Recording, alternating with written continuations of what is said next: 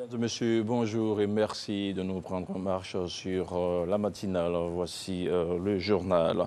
Le vice-président de la République de Côte d'Ivoire a mis un terme à son périple en Italie. Daniel Kablan-Duncan était l'invité spécial de la première session 2019 du Conseil d'administration du PAM, le Programme alimentaire mondial.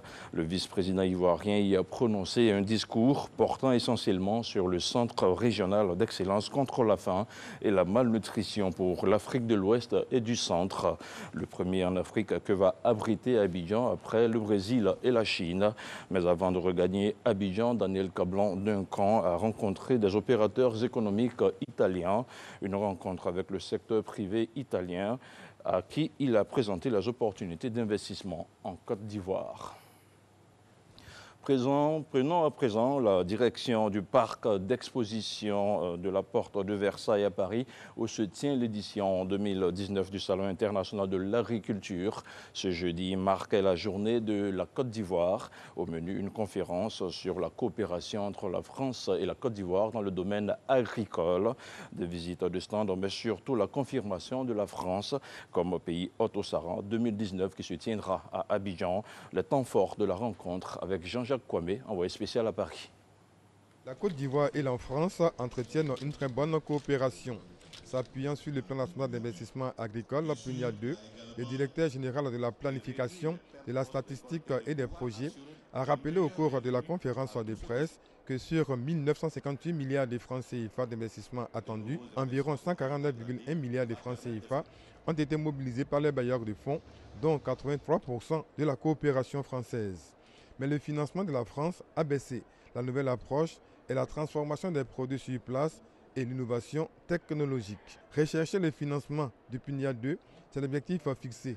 Et le Salon international de l'agriculture et des ressources animales, SARA 2019, prévu du 22 novembre au 1er décembre prochain, est une aubaine quand le pays à l'honneur est la France. Et pour nous, on ne pouvait pas avoir meilleure occasion que cette opportunité, parce que le SARA d'Abidjan est un salon international, c'est un salon de la sous-région. Donc c'est en allant au SARA, on ne s'adresse pas seulement à la Côte d'Ivoire, mais aux 15 États de l'Afrique de l'Ouest.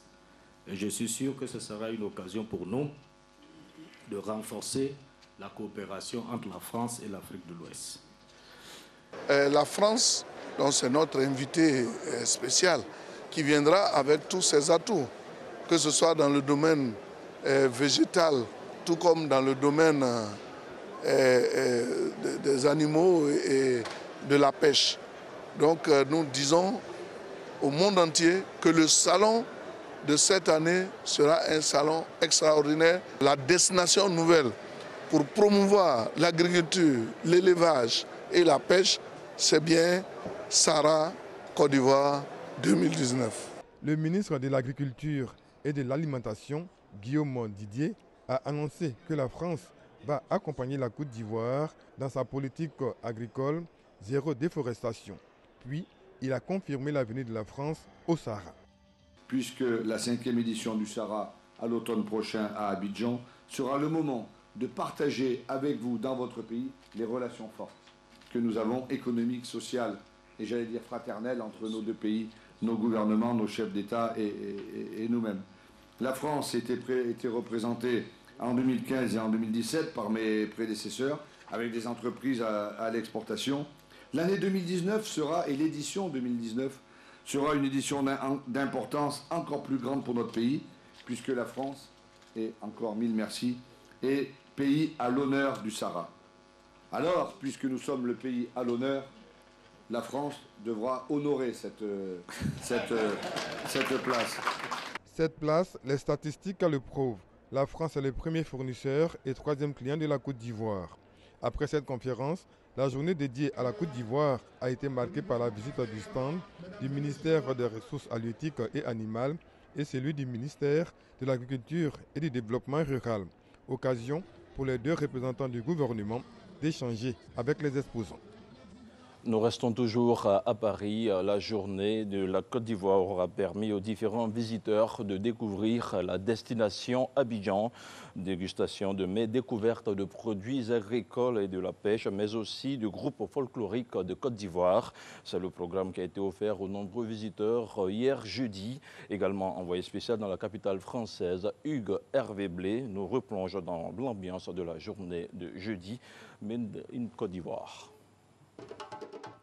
Belle ambiance au stand de la Côte d'Ivoire à la journée ivoirienne et à l'accueil du ministre des Ressources animales et halieutiques, Kobena Kwasi Adjoumani. Cette journée spéciale, les Ivoiriens et leurs hôtes ont fait la fête ensemble. Au programme de cette journée, des conférences avec différents partenaires pour évoquer les bons points mais aussi les perspectives de l'agriculture et des ressources animales et halieutiques de Côte d'Ivoire. Ça, c'est pour le côté officiel, beaucoup moins formel à la découverte et la dégustation des produits de l'agriculture, de la pêche et de l'élevage ivoirien.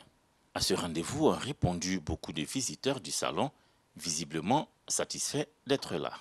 Les gens aiment l'ananas. C'est très bon. Très bon.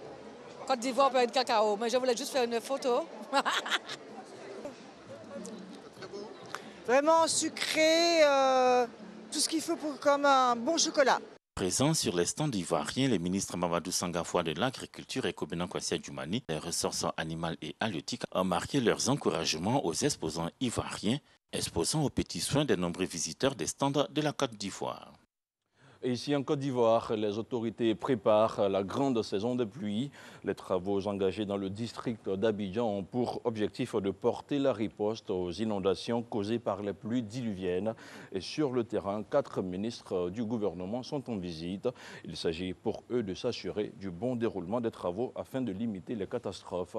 Notre reporter Michel Digri les a suivis. Voici son compte-rendu.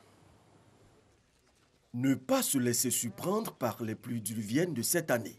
4 ministres visitent les ouvrages initiés par le gouvernement ivoirien pour limiter les dégâts dus aux inondations en saison pluvieuse.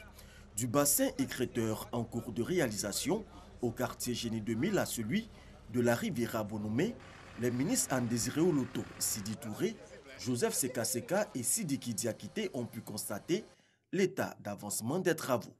Vous savez, les dégâts que nous avons subis l'année dernière et les instructions du président de la République ont été de prendre au niveau du gouvernement, au niveau de chacun des ministres, toutes les dispositions pour qu'on ne revive plus ces choses-là. Et le comité interministériel de crise qui a commencé ses travaux depuis la fin de la saison des pluies dernières, a déjà tenu plusieurs réunions. Des instructions ont été données, des moyens ont été dégagés par le gouvernement pour régler en amont les problèmes qui sont à la base des grandes inondations dans le district autonome d'Abidjan particulièrement. Et aujourd'hui, tout le comité, les différents ministres concernés ont tenu à faire une visite de terrain pour venir voir d'eux-mêmes le niveau de réalisation de ces travaux en termes d'assainissement, en termes de libération des emprises et également en termes de réalisation de caniveaux, n'est-ce pas, de bassins écrêteurs. Donc nous sommes au terme de cette visite et nous sommes satisfaits du travail qui est fait par les techniciens. En 2018, les pluies diluviennes ont occasionné une vingtaine de morts dans le district d'Abidjan et causé plusieurs dégâts matériels. Voilà qui referme cette première tranche d'information au cœur de la matinale. Je vous retrouve dans quelques instants pour la seconde tranche d'information.